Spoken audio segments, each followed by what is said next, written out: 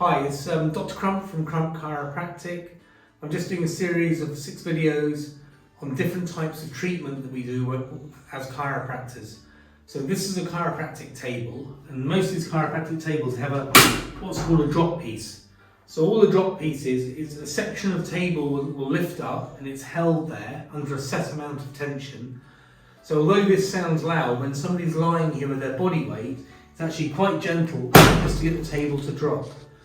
So what this is actually doing is, when you have a spine, if I take the spine from here, and the spine's lying down, commonly the big pelvic bones, they should be moving freely. One of them can jam and lock up, which is really quite common. And the bone attaches the spine with a joint here, which runs at this angle.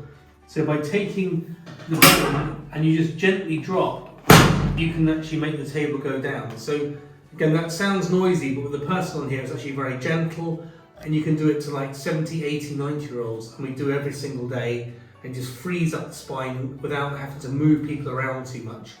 So this is called drop technique.